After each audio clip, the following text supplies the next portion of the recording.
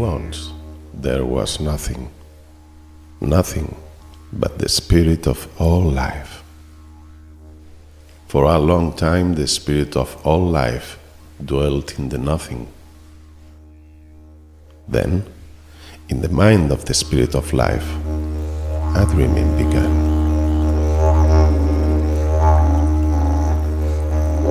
In the empty darkness there was a dreaming of fire,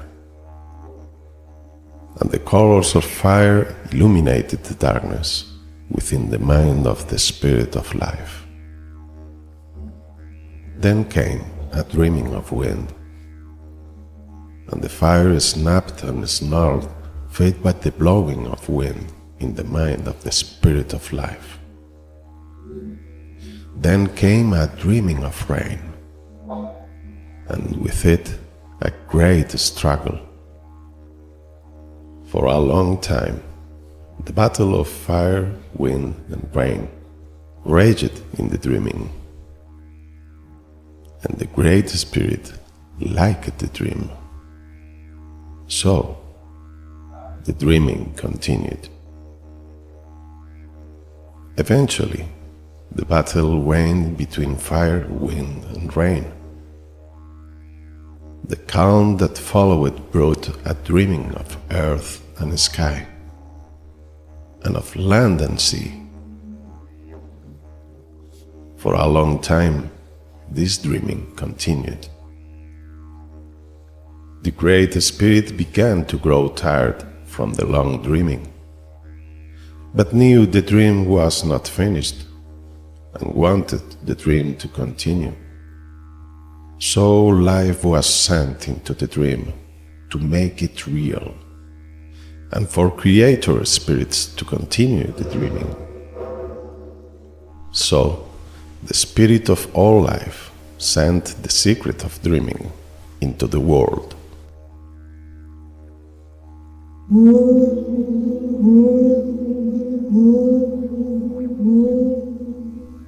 And the secret of dreaming entered into the spirit of Barramandi, who is the fish. And Barramandi descended to the deep, still waters, relaxed in the calm, and began to dream. The dream took Barramandi to waves and wet sand. But Barramandi did not understand the dream, and wanted to dream only of the deep, still waters. So Barramandi passed the secret of dreaming to the spirit of the Kariki, who is the turtle. Kariki paddled out of the waves, settled onto the wet sand, and began to dream. Kariki dreamed the smoothness of pebbles and the warmth of the sun. But Kariki did not understand the dream, and wanted to dream only of the waves and wet sand. So Kariki guided the secret of dreaming to the spirit of Bogai, who is the lizard. Bogai climbed onto a bed of pebbles, felt the sun's heat upon his back, and began to dream. The dreaming flew Bogai through the clear sky by the lift of the wind. But Bogai did not understand the dream, and wanted to dream only of the smooth pebbles and sunshine. So Bogai ushered the secret of dreaming onto the spirit of Banjul, who is the eagle. Banjul harnessed the wind under her wings, soared in the cloudless sky, and began to dream. Banjul dreamed of tall trees and the blanket of night sky. But Banjul did not understand the dream, and wanted to dream only of the wind and open sky.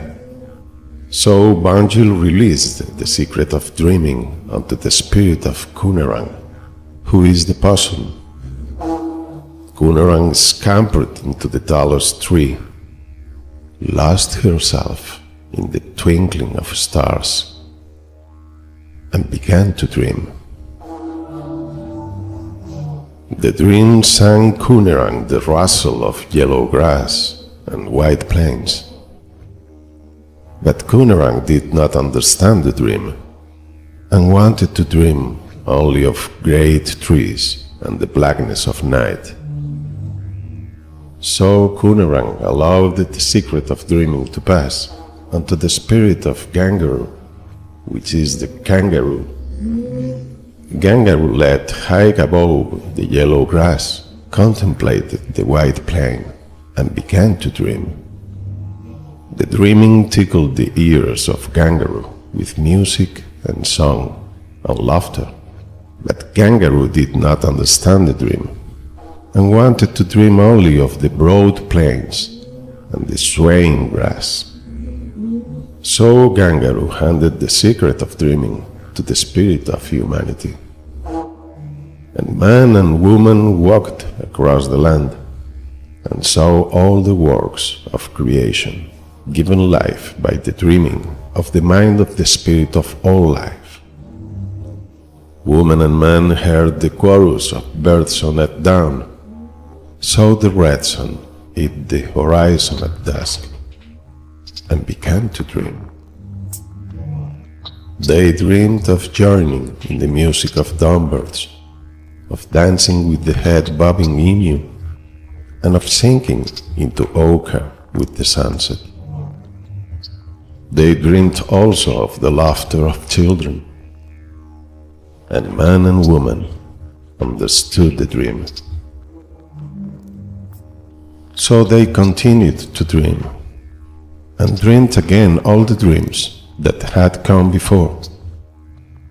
They dreamed of the deep, tranquil water, of the waves and damp sand, of the rocks and sunbeams, of the clear sky and breeze, of the trees and the night sky, and of the plains of yellow grass. And woman and man learned through the dreaming that all creatures were their spirit cousins, and that they must protect the dreaming of all life. And they dreamed of their child, who they knew would soon arrive, and they dreamed of how they would teach these secrets of dreaming to his child who was not yet born.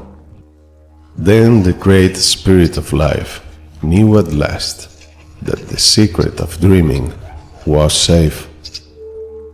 Being tired from the dreaming of creation, the spirit of all life entered the land to rest and recover. That is why now, when the spirits of all creatures become tired, they join the spirit of life in the land. This is why the land is sacred, and man and woman must be its caretakers, just as they protect the secret of dreaming.